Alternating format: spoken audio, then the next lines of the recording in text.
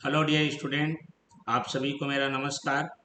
CG TET and hostel warden 2024 Chhattisgarh शिक्षक पात्रता परीक्षा एवं छात्रावास अधीक्षक के गणित सब्जेक्ट में आज हम आपके लिए एक नया टॉपिक लेकर आ चुके हैं जिसका नाम है प्रतिशतता अर्थात परसेंटेज। ये आज का हमारा इस सीरीज का 8वां वीडियो है।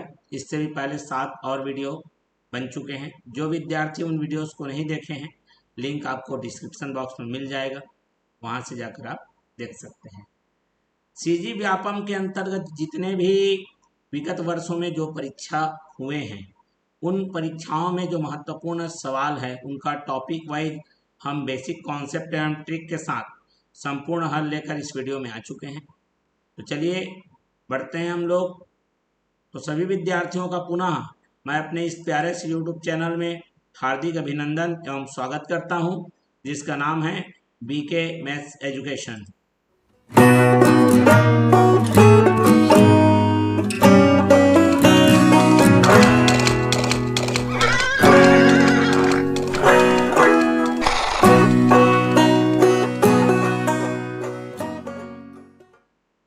जैसा कि मैं बता चुका हूं, आज हमारा एक नया कॉन्सेप्ट प्रतिशतता से संबंधित सवाल करेंगे हम। तो आज देख लेते हैं कि प्रतिशतता से संबंधित किस प्रकार के सवाल पूछे जाते हैं परीक्षाओं में, चाहे वो शिक्षक भर्ती का हो, चाहे सीजी टेट का हो, हॉस्टल वार्डन का हो, चाहे पटवारी का हो, कोई भी एग्जाम रहे, चाहे आरआई हो चाहे एफसीआई हो, कुछ भी रहे, पैटर्न वही रहता है भाई गणित का। समझ रहे हो बात को? केवल नाम दिया जाता है ये इसके लिए है, आपको जो सॉल्व करने का तरीका है वो वही रहे। ठीक है, अब यहां पर जरा देखेंगे, प्रतिशतता का एक्चुअल अर्थ होता है 100 में से। अगर किसी चीज को आप 100 में से तुलना करेंगे या 100 में निकालने की कोशिश करेंगे, तब समझ लीजिए वो हमारा प्रतिशतता है। स्पष्ट हो गई बात? तो चलिए देखते हैं किस प्रकार का प्रश्न है और ये प्रतिशतता से संबंधित सवाल बनते कैसे हैं, इस पर हम चर्चा करते हैं। चलिए आज का हमारा ये पहला सवाल देख लीजिए। यदि किसी स्कूल में 60% छात्र बालक हैं तथा छात्राओं की संख्या 812 है, तो बालकों की संख्या होगी। देखिए, कोई भी अगर टोटल चीज, कुल चीजों को अगर ध्यान देंगे तो 100% हमारा कुल रहेगा, याद रखेंगे। ठीक है, पूर्ण रूप से अगर किसी चीज को देखेंगे तो ये हमारा कुल रहेगा, वो हमारा 100% रहेगा। अब इसमें से दो प्रकार से इसको बांट दीजिए। ठीक है, ये बालक हो गया हमारा और ये हो गई बालिका। ठीक है, एक बालक हो गया, एक बालिका। बालक का प्रतिशत दिया है 60। याद रखेंगे, कुल कोई भी चीज लेंगे आप 100% में ही लेंगे। 100% माने 100 में से 100, पूरा का पूरा। तो अब बालिका कितनी हो गई? 40%। लेकिन यहां पर तो बोला है बालिका है, वो मतलब छात्रा है, वो क्या है हमारे 812 हैं। तो बालिका को अगर प्रतिशत के हिसाब से दृष्टिकोण से देखेंगे तो आपको 40% नजर आएगा, लेकिन उसी को गिनती करेंगे संख्या के माध्यम से तो वो बन जाएगा 812। ठीक है, अब हमको क्या चाहिए? बालक की संख्या चाहिए। बालक का प्रतिशत दिया हुआ है, ठीक है, 60%। तो 40% को हम लोग कितना बोल रहे हैं? 812 बोल रहे हैं। समझ रहे हैं बात को? तो 20% को कितना बोलेंगे? कर लीजिए, इसका आधा कर लीजिए, सीधी सी बात है। यह आ जाएगा 406। अब अगर दोनों को मिला दिया जाए तो कितना हो जाएगा मेरा? ये 60% और ये आ जाएगा मेरा 8 1 8 4 क्या हो जाएगा? 12। नहीं तो आप एक काम करिए, 40% का दिया है, पहले 1% का निकाल लो। एक ही नियम पढ़ाया हूं अभी मैं सी टेट में। सी टेट वाला वीडियो नहीं है देखे हैं, जबरदस्त सी टेट वाला वीडियो है एक ही नियम का, उसको जरूर देखिए। तो 1% का निकालने के लिए बट्टे में आएगा, फिर 60% का निकाल के गुणा कर सकते हैं। ठीक, और इस तरह से हमारा क्या हो गया? 12 18 हमारा क्या हो गया? राइट आंसर हो गया। क्लियर हो गया बात? एकदम पूर्ण रूप से बेसिक से पूरे एकदम हाई लेवल तक के क्वेश्चनों में जाएंगे हम।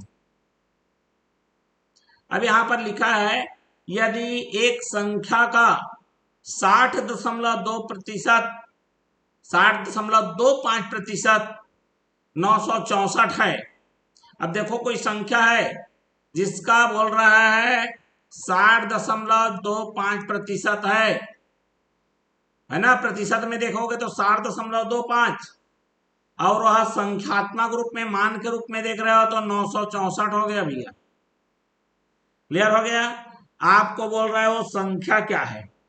संख्या का मतलब मूल संख्या, और मूल संख्या मतलब क्या हो गया, मूल संख्या मतलब वो आपका पूर्ण रूप से मतलब 100% का मान पूछा है। तो इसके लिए आपको सबसे पहले कितने का जानना पड़ेगा, 1% का। तो 1% का कैसे निकलेगा, 60.25 का दे दिया है तो 9 6 बट्टे में कितना करेंगे, 60.25। आपको मूल संख्या चाहिए मतलब 100% का मान चाहिए।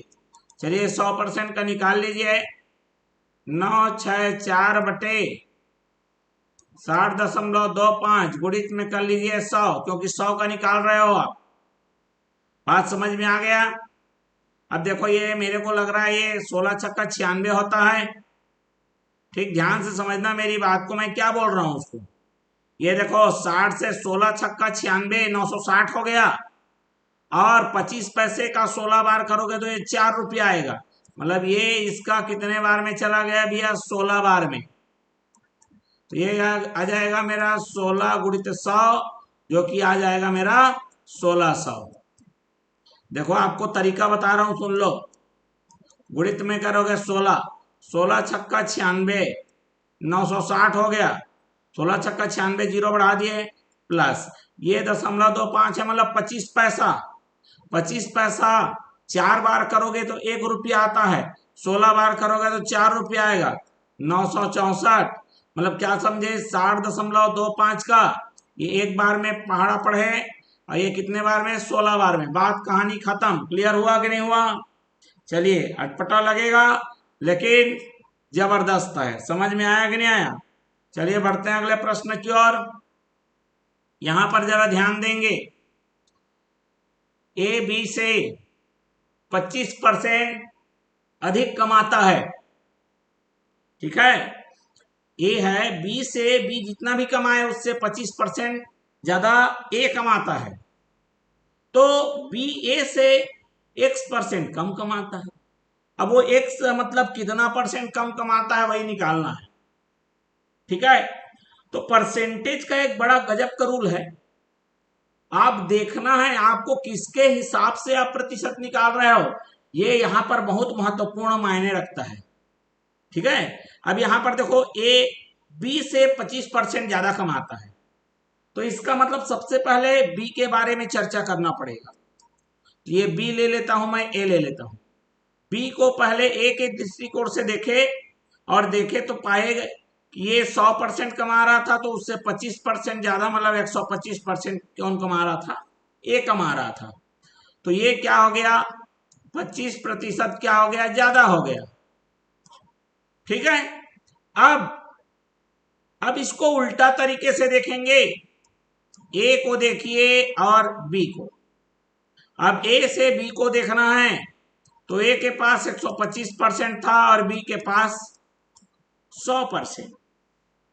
ठीक है, तो यहां पर आपको लगेगा ये तो 125 से 100% माने 25% कम है, पहला ही ऑप्शन आप टिक कर देंगे, जो कि सरासर गलत है। क्योंकि देखो यहां पर पहला वाला जिसको देख रहे थे, जिसके हिसाब से देख रहे थे 100 में अगर 25 ज्यादा है मतलब वो 125 हो रहा है। समझ रहे हो बात को।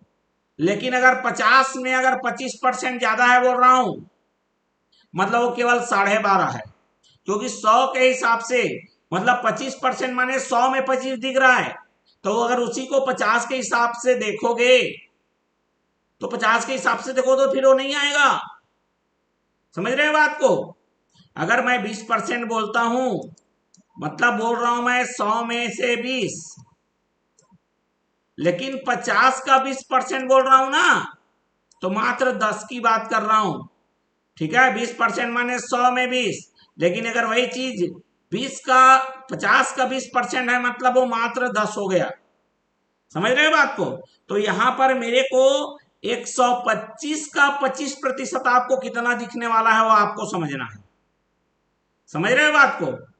क्या बोल रहा हूं मैं? क्लियर है? तो वही चीजें आपको बताना चाह रहा हूं मैं। हम किस दृष्टिकोण से देखते हैं ये बड़ा महत्वपूर्ण रखता है, याद रखेंगे। और यही छोटी छोटी चीजें हैं जिसको हमको समझनी होती है, फिर कोई भी प्रश्न आपके लिए कठिन नहीं है। ठीक है? तो चलिए यहां पर तो आपको 25% ये कम दिख रहा है, लेकिन कमी का प्रतिशत चाहिए। ठीक है, लेकिन किसके हिसाब से? 125 के हिसाब से। तो 125% गुणित में करोगे 100%। मैं 125 के हिसाब से 25 कम दिख रहा है, लेकिन मुझे तो प्रतिशत चाहिए ना। तो मैं उसको दुनिया में किसी का भी परसेंट चाहिए, गुणित में आपको 100% लगाना पड़ेगा। तो 25 से कम, 25 पंचे 5 एकम 5 का 20 बार में, तो ये मात्र आपको 20% दिखेगा, क्योंकि आप अभी किसके हिसाब से देख रहे हो? 125 के हिसाब से देख रहे हो। ऑप्शन नंबर क्या हो जाएगा? बी। देखो पहले ही ऑप्शन में 25 है, आपको 25 लगेगा, आप राइट कर दोगे, आंसर गलत आ जाएगा। क्लियर है? क्या बोल रहा है भैया? नेक्स्ट क्वेश्चन देखिए। एक शहर की जनसंख्या 9000 है, पुरुषों की संख्या 8% और महिलाओं की संख्या 5% बढ़े तो जो जनसंख्या है वह 9600 हो जाएगी। ठीक है? तो शहर में पुरुषों की संख्या क्या है? ठीक है, तो चलिए यहां पर थोड़ा सा इसको ये कर लेते हैं। कुल हमारे पास टोटल कितने हैं? 9000। इसमें दो प्रकार के लोग हैं, एक पुरुष वर्ग है और दूसरा है महिला वर्ग। पुरुष को यदि मैं एक्स मान लेता हूं, ध्यान से सुनेंगे। ठीक है, यदि पुरुष को मैं कितना मान लेता हूं? एक्स मान लेता हूं, तो महिला ऑटोमेटिक क्या हो जाएगी? 9000 माइनस एक्स हो जाएगी, क्योंकि टोटल 9000 था जिसमें एक्स पुरुष हो गया, तो जितना माइनस करोगे बची हुई महिला हो गई। अब 8% बढ़ रहा है देखो, और इसमें 8% वृद्धि हो रही है, इसमें 5% की क्या हो रही है? वृद्धि हो रही है। और दोनों मिलके फिर से कितने हो जा रहे हैं? 9600 हो जा रहे हैं। ठीक है, मतलब 100 में 8 बढ़ रहा है, 100 में 8 बढ़ गया मतलब 108% हो गया।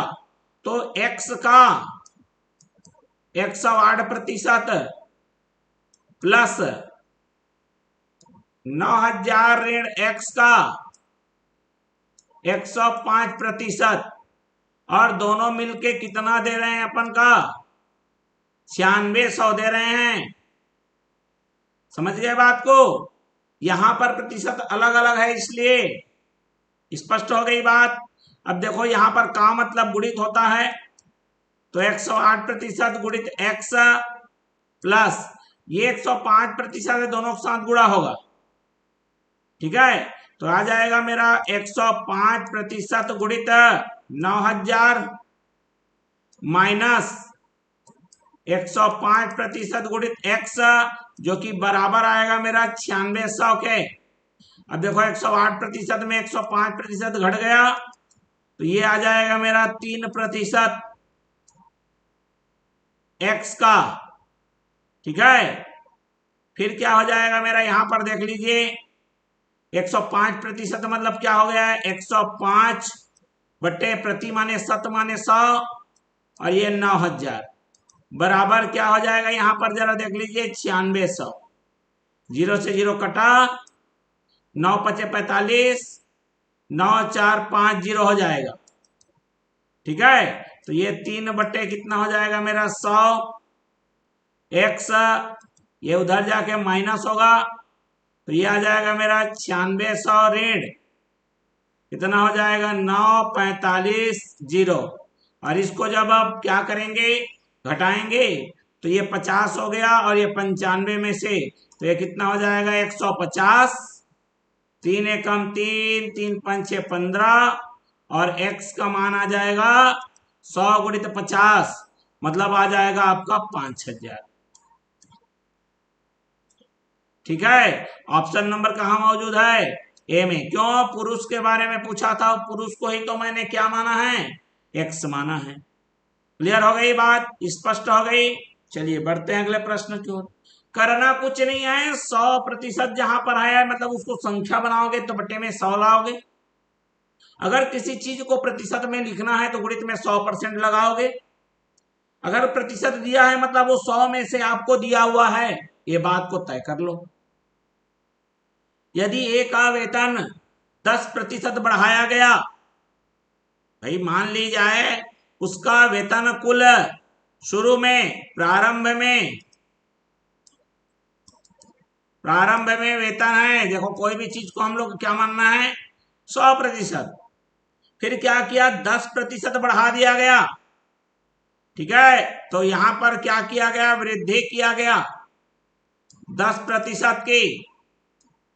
तो नया वेतन कितना हो गया, 110%।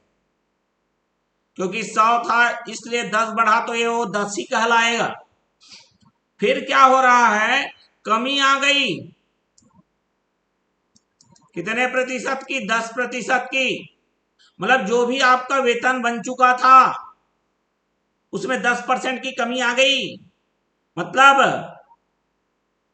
अंतिम नया वेतन,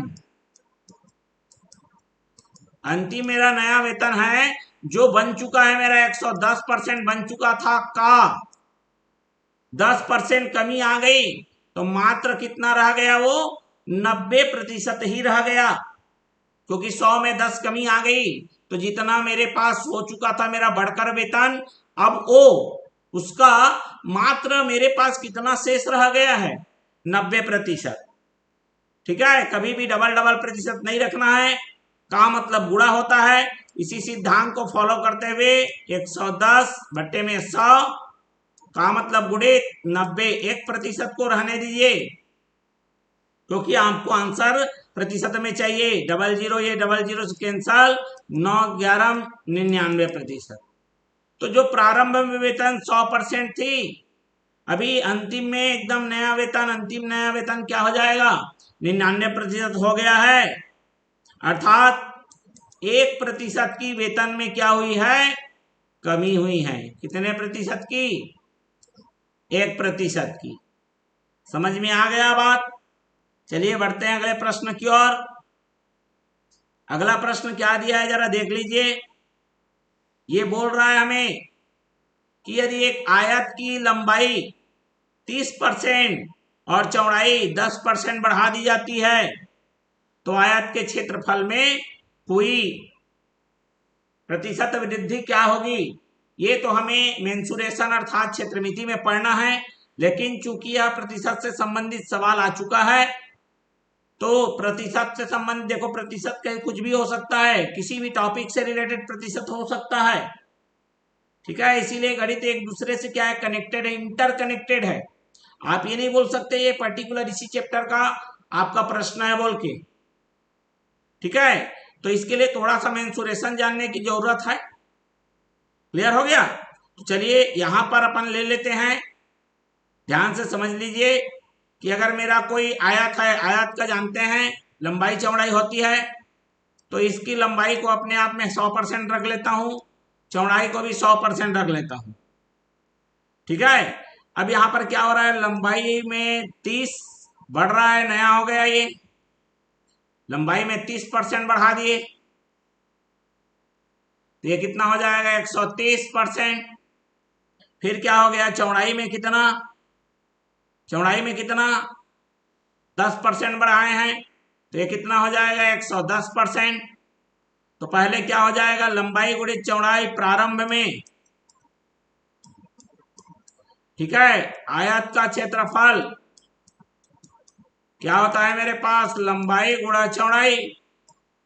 तो ये आ जाएगा, प्रारंभ में मेरा 100% गुणित 100% था, 1% को 100/100 करोगे, गुणित में 100% कट गया और ये आ गया मेरा 100%। मतलब प्रारंभ में मेरा वह 100% था टोटल।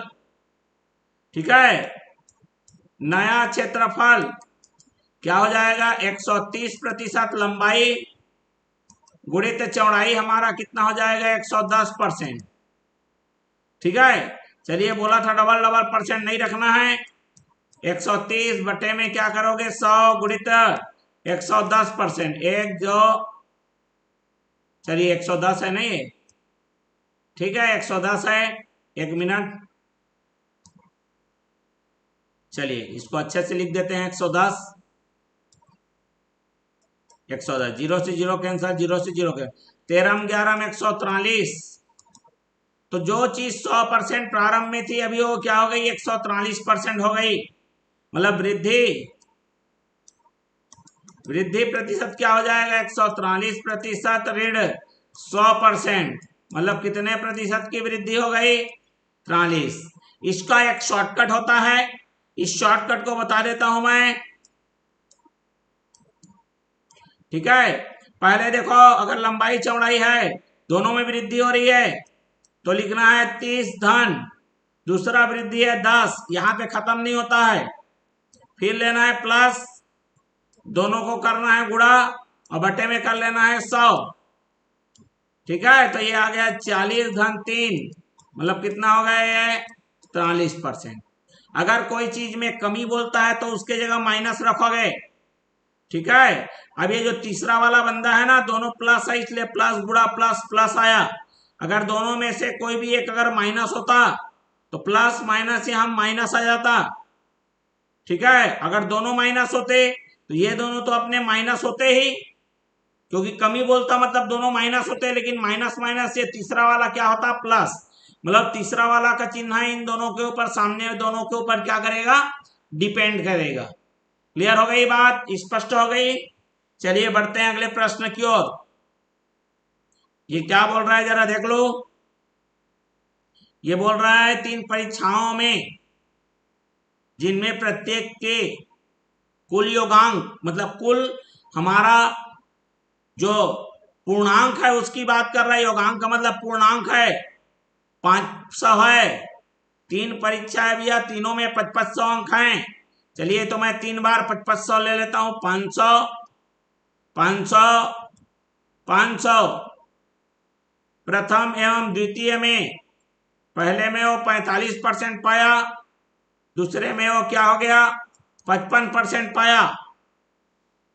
ठीक है, 60% का समग्र अंक प्राप्त करने के लिए अब उसको क्या करना है 500 500 500, ये तो इंडिविजुअली दे दिया था, लेकिन अब क्या करना है उसको तीनों को मिलाकर, मतलब 1500 में कितना परसेंट चाहिए उसको 60% चाहिए भैया। बस बात खत्म। तो तीसरे में आपको कितने परसेंट की आवश्यकता है ये आपसे पूछा गया है बस। ठीक है, तो चलिए देखते हैं। 500 में 45, फिर 500 में 55, फिर 500 में x। क्लियर हो गया, तो 500 का एक बार लोगे 45 प्लस, ठीक है, फिर क्या लोगे 500 का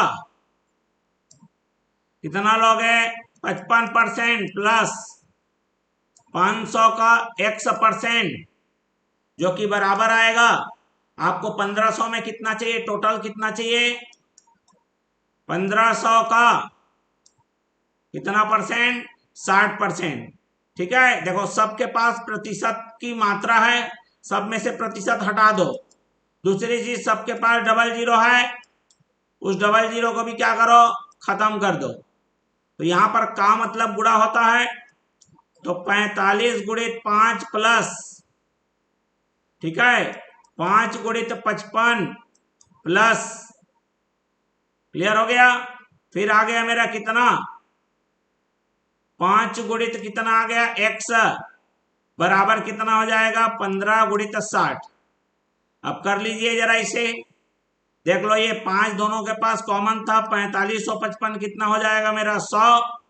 तो ये आ जाएगा 5 गुणित 100 प्लस 5 गुणित x बराबर 15 गुणित कितना 60। सब में 5 है, 5 कॉमन निकाल के काट लो, चाहे एक साथ काट लो। अब x का मान कितना आ जाएगा 6 तिया 18, 180 ऋण 100, जो कि x का मान आ जाएगा 80। ठीक है, x का मान कितना आ गया मेरे पास? 80%। ठीक है, तो मतलब 500 का मेरे को 80% चाहिए, ये परसेंट में है, याद रख लो। तो 500 का 80% माने 500 का 80% माने 500 गुणित 80/100, तो 5 अट्ठे कितना हो गया? 40। मतलब तीसरे वाले में आपको कितना नंबर पाना पड़ेगा? 500 में से कितना नंबर? 400 अंक आपको प्राप्त करने पड़ेंगे। या तो अलग अलग पहले परसेंट पहले से निकाल लो, इसका कितना 60% कितना हो रहा है वो देख लो, फिर प्लस करके माइनस कर दो जी। क्लियर हो गया बात? चलिए बढ़ जाएं आगे। ठीक है, आगे बढ़ते हैं। ये रहा आपका अगला प्रश्न। किसी गांव की जनसंख्या 3 वर्ष पहले 2,50,000 थी। यदि जनसंख्या पिछले 3 सालों में क्रमशः 3%, 4% तथा 6% की दर से बढ़ी हो तो उस गांव की वर्तमान जनसंख्या होगी। तो ये सैलरी वाली कहानी है भैया, बस वहां पर पहले बढ़ा फिर घट गया इसलिए मुश्किल हो गया। यहां पर आपको कुछ नहीं करना है, देख लो कुल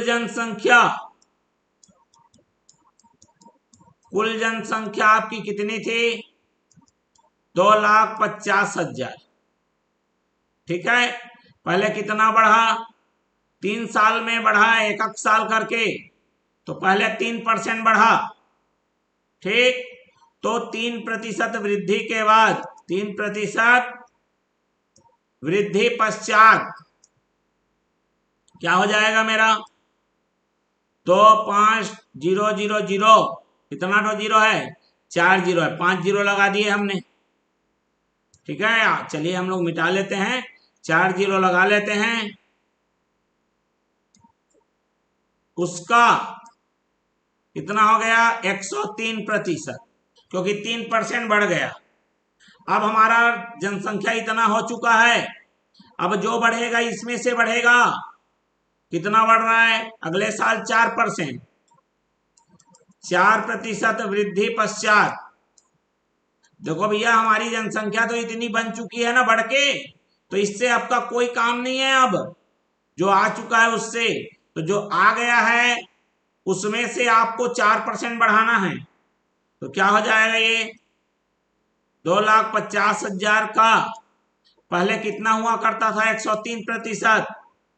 अब ये जो आ चुका है उसमें उसका 4% और बढ़ेगा, मतलब 104% हो गया। स्पष्ट हो गई बात? फिर क्या करना है आपको? फिर इस बार 6% वृद्धि करनी है। इसका डायरेक्ट सूत्र होता है, लेकिन पहले कॉन्सेप्ट पढ़ो। ठीक, तो जो अब ये आ चुका है ना, इसमें 6% बढ़ाना है, 2.5 लाख में नहीं बढ़ाना है आपको, क्योंकि जनसंख्या तो इतनी हो गई ना, पिछले साल इतनी हो गई। अब जो बढ़ेगी इसमें से बढ़ेगी, तो कितना आ जाएगा मेरा? 2,50,000 का 103% का 104% का, अब 6 और बढ़ रहा है तो 106%। जहां जहां का लगा है गुणा लगा लो, बाकी सॉल्व करते हैं। तो 2,50,000 गुणित 103% के बटे में 100 लगा लो, 104/100 गुणित 106/100। ठीक है, तो आपको कुछ नहीं करना है, जो वर्तमान में थी जो बढ़ा तो 100 के साथ जोड़ के बटे में 100, 100 के साथ जोड़ के बटे में 100, 100 के साथ जोड़ के बटे में 100। केवल इतना करना है आपको। 1 2 3 4, 1 2 3 4। क्लियर हो गया? चलिए 25 से कम 25, 25 चौक कितना हो गया? 100। अब ये कटेगा क्या? 4 एक कम, 4 दूनी 8, 2 बचा, 4 छक्का 24। अब हमारे पास आ गया 103 गुणित 26 गुणित 106, 6 छक्का 36, 6 तिया 18। सर आप कैसे तुरंत लगा दिए? अरे भैया खेल समझो, इकाई अंक का। ये देखो 3 छक्के 18, 18 छक्के 108, मतलब आपके अंतिम में 8 आएगा। और इस ऑप्शन को देखो, अंतिम में 8 वाला हमारे पास केवल एक ही ऑप्शन है और कोई दूसरा ऑप्शन नहीं है। समझ रहे बात को? तो ऐसे वहां पर बनाना होता है भैया। क्लियर है? एक एक चीजों को ध्यान देते रहोगे तो गुणा करते रहोगे, समय वेस्ट है आपका। क्लियर हो गया? चलिए बढ़ते हैं, इसको देखो क्या लिखा है। यदि x माइनस वाई का कितना परसेंट, 50%, x धन y का कितना प्रतिशत के बराबर है, 30। दोनों तरफ प्रतिशत है, कट जाएगा, 0 से 0 क्या हो जाएगा, कट जाएगा। ठीक है, का मतलब गुणा होता है, तो x ऋण y गुणित 5 बराबर x धन y गुणित कितना, 3। 3 दोनों के साथ गुणा होगा, 5 दोनों के साथ गुणा होगा। 5x ऋण 5y बराबर 3x धन 3y। चलिए इसको पक्षांतर कर लीजिए, x वाले को एक तरफ, y वाले को एक तरफ। 3 में से 5 में से 3 गया, और ये 3y में जुड़ेगा कौन, 5y। तो यहां पर आ गया मेरा 2x बराबर कितना आ गया मेरा, 8y आ गया। 2 एक कम 2 चौका, मतलब x y का 4 गुना है, मतलब y छोटा है उसका 4 गुना करोगे तब x के बराबर हो पाओगे, मतलब y छोटा है। अब यहां पर वही पूछा था, y x के कितने प्रतिशत होगा, जो y है मेरा x का कितना परसेंट होगा। तो भैया यहां पर देख लो, y बराबर क्या हो जाएगा, x बटे में 4, x का चौथा हिस्सा है। ठीक है, y जो है x का चौथा हिस्सा, तो यदि x को 100% मानोगे तो उसका चौथा हिस्सा कर लो भाई, तो कितना आ जाएगा, 25%। बात समझ में आ गई? क्लियर हो गया? ठीक है, तो x का हमारा चौथा हिस्सा है, मतलब 25% है। ठीक है, what percent of x, x का कितना परसेंट निकालोगे, ठीक है, तब आपको y मिलेगा, पूछ रहा है। क्लियर हो गया? चलिए बढ़ जाएं, चलिए अगले प्रश्न की ओर देखते हैं। हमारा क्या लिखा है, एक परीक्षा में उत्तीर्ण होने के लिए अधिकतम अंक का 36% होना चाहिए। एक छात्र को 113 अंक प्राप्त हुए, वह 85 अंकों से अनुत्तीर्ण घोषित किया गया, कुल पूर्णांक कितना है। तो चलिए कुल पूर्णांक देख लेते हैं। तो यहां पर जब भी गणित में नहीं मालूम, कुल पूर्णांक को हमने मान लिया x। ठीक है, और उत्तीर्ण होने के लिए उसको क्या चाहिए, 36% चाहिए। तो उत्तीर्ण अंक कितना हो गया मेरा, x का 36%। यहां तक समझ में आ गया? ठीक, लेकिन क्या हुआ, वो मात्र 113 नंबर ही पाया है, और कितने नंबर से फेल हो गया, 85 नंबर। मतलब 113, तो जो मेरा उत्तीर्ण अंक है वो पाया 113 है, प्लस और कितना पाता तो पास होता, 85। तो कितना हो गया, 5 3 8 और 11 और ये 198, मतलब 198 नंबर पाता तो उत्तीर्ण हो जाता वो, क्योंकि 85 नंबर से चूक गया 113 पाकर, मतलब उसको पास होने के लिए 198 नंबर की जरूरत थी। तो ये जो x का जो 36% है, ठीक है, 36/100, वही मेरा 100 किसके बराबर दिखेगा, 98। 36 से कम 36, 36 दिया 198, और x का मान आ गया 3 गुणित 100, जो कि आ जाएगा x का मान आ जाएगा 300। तो x हमने क्या माना था, 1 मिनट, 36 दिया, यहां पर क्या बोला है, अधिकतम अंक का, ठीक है, अधिकतम अंक का 36% होना चाहिए परीक्षा में। तो वही पूर्णांक का हमारा 36%। ठीक हो गया। पूर्णांक का हमारा कितना 36%। तो चलिए यहां पर तो ऑप्शन में नहीं दिया है, हमने कुल पूर्णांक कितना मान लिया है। क्या लिखा है प्रश्न को देखो, एक छात्र को 113 अंक प्राप्त हो गए वह और उसे 85 अंकों से उत्तीर्ण घोषित किया गया। कुल पूर्णांक, ठीक है, तो हमें कुल पूर्णांक तो यही आएगा। कुल पूर्णांक हमारा देख लीजिए, कुल पूर्णांक 36% जो है वह कितने के बराबर दिख रहा है आपको, 300 के बराबर दिख रहा है। अच्छा 36 दिया 108 होगा, चलिए कोई बात नहीं, 36 दिया कितना हो जाएगा 108, 36 पंच 180, ठीक है। चलिए इसको कटा के देख लेते हैं पहले तो, ठीक है, थोड़ा सा ये कटाने में अपन का ये हो गया है, चलिए कोई बात नहीं, इसको कटा लेते हैं। मैं 3 या 9 इसी को सोच रहा था, इसीलिए चलिए कोई बात नहीं, 4 से कटेगा, जी हाँ, 4 9 36 क्लियर हो गया, और 4 का कितने बार में 25 बार में, ठीक है। 9 एक कम, 9 दूनी 18 और 9 दूनी 18, 22 गुणित 25 550 हो जाएगा, ठीक है। 25 गुणित 22 करेंगे तो कितना आएगा 550, चलिए बिल्कुल राइट, यहां पर बी हमारा करेक्ट आंसर है, क्लियर है। चलिए बढ़ते हैं अगले प्रश्न की ओर।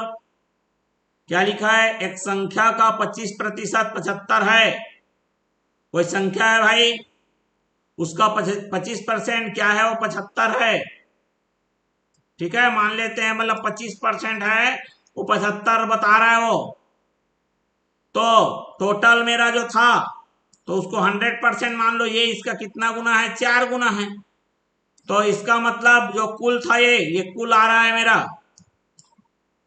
तो कुल मेरा ऐसे ही इधर भी कितना गुना हो जाएगा, 4 गुना, तो 75 गुणित 4 ऐसे फटाफट करो 150, और ये डबल में 300 हो गया। अब उस संख्या का मेरे को कितना चाहिए, 45% चाहिए, तो 300 का 45% निकाल लो, तो 300 का मतलब गुणित 45% माने 45/100, जो कि कट गया आ गया 135, कहां पर है हमारा, ऑप्शन नंबर डी में मौजूद है, स्पष्ट हो गया। चलिए बढ़ते हैं अगले प्रश्न की ओर। क्या बोला है देखो, ये फिर अनुत्तीर्ण वाला आ गया। एक परीक्षार्थी 30% अंक प्राप्त करके 5 अंकों से अनुत्तीर्ण हो जाता है। भैया देखो 30% पाया, फिर भी 5 नंबर उसको चूक गया वो, ठीक। एक अन्य विद्यार्थी है जो 40% प्राप्त किया, तो पता चला जो उसको पास होने लायक नंबर था उससे 10 नंबर ज्यादा हो गया, तो उत्तीर्ण होने के लिए आवश्यक न्यूनतम अंक कितने हैं, ठीक। तो चलिए अपन यहां पर देखते हैं, ध्यान से देख लीजिए, यहां पर देखो 30% अंक प्राप्त किया है, तो मान लेते हैं कुल अंक हमारा x है, ठीक है, वो x का 30% पाया, ठीक है, लेकिन अभी भी कितना चूक गया, 5 अंक, मतलब उसका जो उत्तीर्ण होने का अंक था, उत्तीर्णांक था, वो x का 30% धन में कितना था, 5 था, 5 और पाता तो पास हो जाता, ठीक। तो ये हो गया उत्तीर्णांक। आप देखो इधर एक जने बोल रहा है 40% पा रहा है,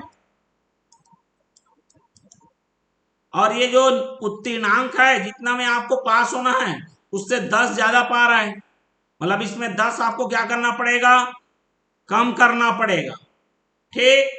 चलिए इधर ले आएंगे, इसको इधर ले जाते हैं, तो यहां पर है मेरा x का 40% ऋण x का 30% बराबर, ये इधर आएगा तो 5 धन 10 हो जाएगा, और x का जो 10% है वही मेरे 15 के बराबर आएगा, तो x गुणित 10 बटे कितना हो गया 100 बराबर आ गया 15। 0 से 0 काट दीजिए और x का मान प्राप्त कर लीजिए 150।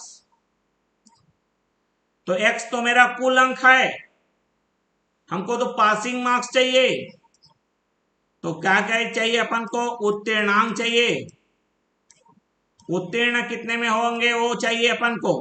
तो x माने 150 का मतलब गुणित 30% माने 30 बटे 100 और उसमें 5 नंबर और चाहिए तब पास होंगे हम। 1 2 1 2 कितना हो गया 15 तिया कितना हो गया 45 प्लस 5 कितना आ गया 50। तो उसको पास होने के लिए कितने नंबरों की आवश्यकता थी, 50 नंबर की आवश्यकता थी। तो यहां पर आज के हमारे इस वीडियो में प्रतिशत से संबंधित विभिन्न प्रकार के सवाल किए गए हैं जो कि परीक्षा की दृष्टि से अति महत्वपूर्ण हैं। तो ये वीडियो आपको काफी हेल्पफुल लगा होगा आपके लिए। अगर ये वीडियो आपको अच्छा लगे तो हमारे चैनल को लाइक शेयर और सब्सक्राइब करिए और उसको कमेंट बॉक्स में लिखिए कि अच्छा लगा कि नहीं, कहां पर और जरूरत है उन पर हम चर्चा करेंगे।